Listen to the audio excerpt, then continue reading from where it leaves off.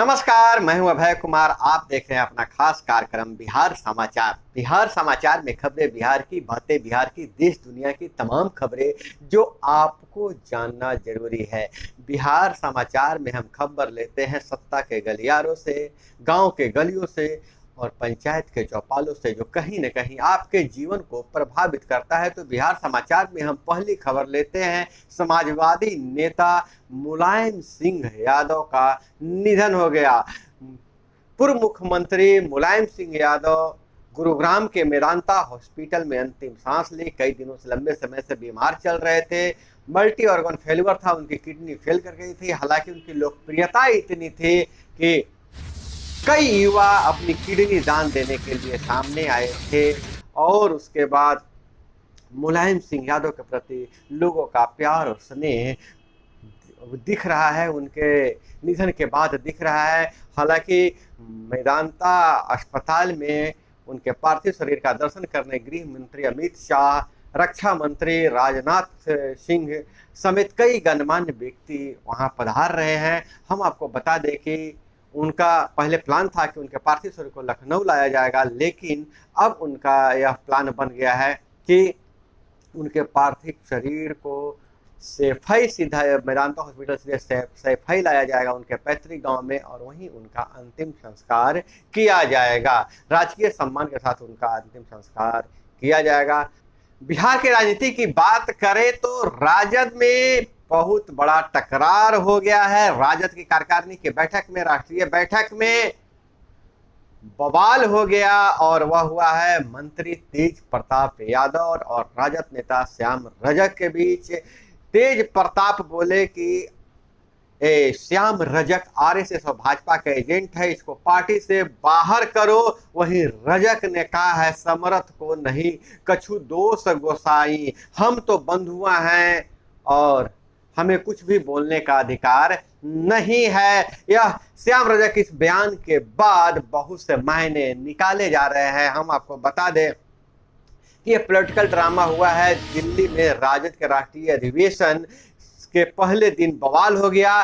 तेज प्रताप ने रजक का audio social media पर डाला। हालांकि तेज प्रताप ने आरोप लगाया कि जब उनसे टाइम टेबल का पूछा गया, मेरे सचिव ने, निजी सचिव ने पूछा है, तो उन्हें सचिव के साथ साथ मेरी माँ बहन को गाली गलौज किया है, जिसका उन्होंने ऑडियो अपने पेज से सार्वजनिक कर दिया है। हालांकि इस घटना के बाद श्याम रजक की तबीयत खराब हो गई। श्याम रजक को हॉस्पिटल ले जाया गया। हालांकि इस बवाल के बाद राजद में तरह तरह की बातें चल रही है, राजनीतिक गलियारों में भी तरह तरह की बातें चल रही है। कार्यक्रम में ही रजक की तबीयत खराब हो गई थी और जो वायरल ऑडियो है उसमें 3 बार अपशब्द कहा गया है। हालांकि कोई भी इस ऑडियो की पुष्टि नहीं कर रहा है, लेकिन तेज प्रताप दावा कर रहे हैं कि श्याम रजक ने हमारे परिवार और हमारे सचिव के लिए यह शब्द बोले हैं। और वहीं लालू यादव ने कहा कि तेजस्वी के अलावा कोई कुछ नहीं बोलेगा। और इस राष्ट्रीय अधिवेशन में जगदा बाबू के नहीं पहुंचने पर भी तरह तरह के कयास लगाए जा रहे हैं। हालांकि उनके इस्तीफा दिए हुए मंत्री जगदानंद के बेटे सुधाकर सिंह इस कार्यकारिणी के अधिवेशन में, राष्ट्रीय अधिवेशन में पहुंचे थे। राष्ट्रीय अध्यक्ष चुनने के लिए अधिवेशन बुलाया गया था, लेकिन कहा न जाता है कि सिड़ मुराते ओले पड़े, पहले ही दिन बड़ा राजनीतिक बवाल हो गया। हालांकि इस बैठक के बाद अब राजद डैमेज कंट्रोल में जुटा हुआ है। और वहीं अगर बात करें तो भाजपा का मिशन बुजुर्ग कई तरह की मदद दे साधेंगे अपना वोट।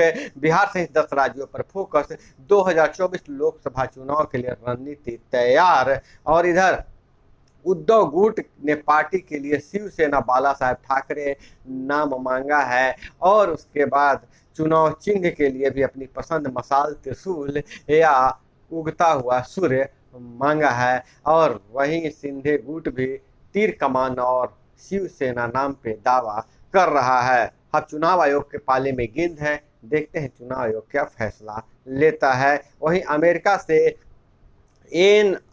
NRI 24.7 हजार करोड़ रुपए की मदद भारत भेजेंगे। हर साल 2 मार्च को मनाएंगे इंडिया गिविंग डे। भारत के 103 करोड़ लोगों को सही शिक्षा, स्वास्थ्य और स्वच्छ पानी की जरूरत जुटाएंगे, ये फंड जुटाया जा रहा है। और वहीं अगर हम दूसरी तरफ देखें तो एक स्टडी में पता चल रहा है कि मोबाइल लोगों को बीमार बना रहा है, आत्महत्या की प्रवृत्ति बढ़ रही है। स्मार्टफोन से दूर रखने के लिए कंपनियां भी अब खोली गई है जो स्मार्टफोन से कैसे दूर रहा जाए इसका टिप्स बताता है। और वहीं भीम बांध में नक्सलवाद जिंदा है, दहशत में जीती है जिंदगी। नक्सल प्रभावित बिहार के 3 जिले लखीसराय, बेगूसराय, मुंगेर में भीम बांध पड़ता है, वहां अभी भी नक्सलवाद जिंदा है।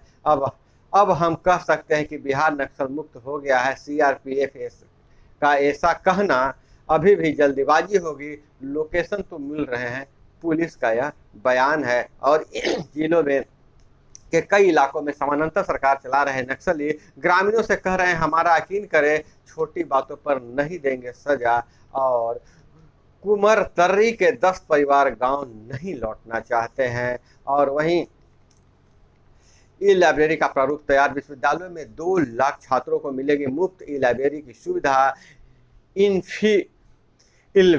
इन्फिलमेंट के साथ होगा करार। और धर्मांतरण कार्यक्रम के विवाद में फंसे दिल्ली के मंत्री राजेंद्र का इस्तीफा। अब डायरेक्ट टैक्स कलेक्शन में उछाल, इस वित्तीय वर्ष अब तक जुटाए हैं 8 करोड़ 98 लाख करोड़ रुपए। और वहीं पति को करंट लगा, बचाने पत्नी आई तो उसकी भी चपेट में आने से मौत हो गया। छपरा की घटना है, चापाकल में कल में करंट आ रहा था, पति को करंट लग गया, पत्नी बचाने आई, दोनों की मौत हो गई। अब मोकामा में अनंत और ललन के पत्नियों के बीच लड़ाई। कुसुम गोपालगंज में से भाजपा प्रत्याशी मैंने विधानसभा उपचुनाव की बात हो रही है। और वहीं अगर बात करें तो बिहार में ऑडिटर की 321 पदों की वैकेंसी। बिहार पंचायती राज विभाग ने ऑडिटर के 321 रिक्त पदों पर भर्ती के लिए योग्य उम्मीदवार से आवेदन मांगे हैं। इच्छुक उम्मीदवार 21 अक्टूबर 2022 तक ऑनलाइन आवेदन कर सकते हैं। काउंसलिंग हेतु कोई यात्रा भत्ता नहीं दिया जाएगा। संविदा नियोजन में राज्य सरकार द्वारा निर्धारित आरक्षण का पालन किया जाएगा। चयन प्रक्रिया की हम बात करते हैं, इन पदों के लिए योग्य उम्मीदवारों का चयन काउंसलिंग के आधार पर किया जाएगा और सभी के लिए अलग अलग सीट निर्धारित कर दी गई है। 321 पदों के लिए अगर हम बात करें तो 112 सीट सामान्य वर्ग के लिए है और वहीं 37 सीट आर्थिक रूप से पिछड़े वर्ग के लिए है, 42 सीट पिछड़ा वर्ग के लिए है, 60 सीट अत्यंत पिछड़ा वर्ग के लिए, 55 सीट अनुसूचित जाति के लिए और 4 सीट अनुसूचित जनजाति के लिए। पिछड़ा वर्ग की महिला के लिए 11 सीट आरक्षित की गई है। तो यह बिहार के पंचायती राज विभाग द्वारा वैकेंसी निकाला गया। जैसा कि हम पहले बता चुके हैं कि पंचायती राज विभाग वार्डों को, वार्ड की समिति और पंचायतों को सख्त करना चाहती है और ग्राम कचहरियों को विकास कार्यों में भागीदार बनाना चाहती है। इसके लिए व्यापक पैमाने पर वैकेंसी निकाल रही है ताकि उनके स्टाफ की कमी नहीं हो। जैसा आपको पता है कि अब पंचायती राज विभाग के पास अपना इंजीनियरिंग कोर हो जाएगा, अपना ऑडिट सेक्शन हो जाएगा, तो यह खुद स्वतंत्र होकर काम करेगा। इसके बाद वार्डों को और सत्ता मिलेगी, ग्राम पंचायतों को भी सत्ता मिलेगी। बड़े बड़े काम ग्राम पंचायतों से होंगे। वहीं ग्राम कचहरियों के सरपंच और पंच को भी विकास कार्यों में भागीदार बनाया जाएगा, उन्हें निगरानी में रखा जा सकता है। हालांकि छठ पूजा बाद पूरा मामला साफ हो जाएगा। वहीं अगर बात करें तो इधर अति पिछड़ों के हित में से कोई समझौता नहीं हो सकता है। भाजपा एक्सपोज हो सके है। ललन सिंह का बयान है। आरक्षण को लेकर निकाय चुनाव पर रोक के बाद सत्ता और विपक्ष के बीच थम नहीं रहा है बयानों का दौर। अति पिछड़ों की फिक्र नहीं, सीएम इस्तीफा दे, सुशील मोदी का बयान है।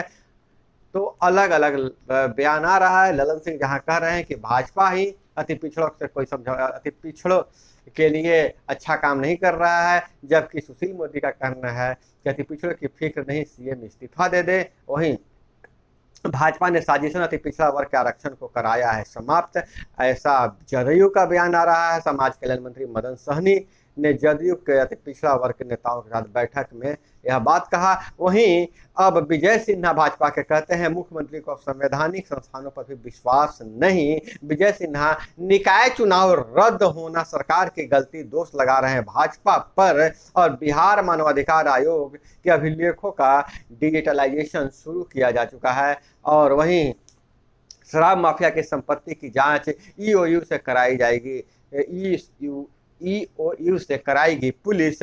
और 3 नवंबर को दिल्ली में रैली करेगी जनवादी नौजवान सभा। और हम का सदस्यता अभियान आज से पटना में शुरू। और वहीं अगर बात करें तो आधे बिहार में बारिश, आधे में मौसम शुष्क है। बिहार के लोगों को समझ में नहीं आ रहा है कि बरसात का मौसम है या गर्मी का मौसम है कि ठंडा का मौसम है। और इधर बात करें शिक्षा रोजगार के बाद तो बीएड स्पॉट नामांकन के लिए आवेदन आज और कल से शुरू हो चुका है। 12 अक्टूबर को जारी होगी मेरिट लिस्ट।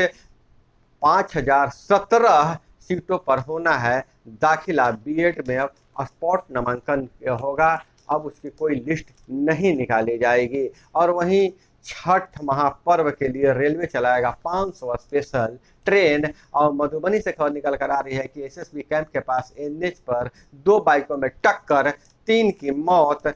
और नरबख्शी बाघ की बात करें तो 3 साल से ज़्यादा उम्र का था, उसके सही अंग सही सलामत थे। हालांकि अभी अध्ययन चल रहा है और कई गांव के लोगों को अभी भी सतर्क रहने की चेतावनी दिया जा चुका है। और इधर बात करें जीरा समेत गवाह का बयान उसी दिन या अगले दिन हो, सुप्रीम कोर्ट का यह टिप्पणी है कि जीरा समेत गवाह का बयान उसी दिन हो या उसके अगले दिन जरूर कर लिया जाए, लटकाया नहीं जाए। तो दोस्तों यह थी वो तमाम खबरें जो आपको जानना जरूरी था। इसी तरह से खबरों के लिए जुड़े रहिए हमारे पास। चैनल पर नए हैं तो चैनल को सब्सक्राइब कर लीजिए। वीडियो पसंद आए तो एक लाइक जरूर कीजिएगा। मिलते हैं अगले वीडियो में। जय हिंद, वंदे मातरम।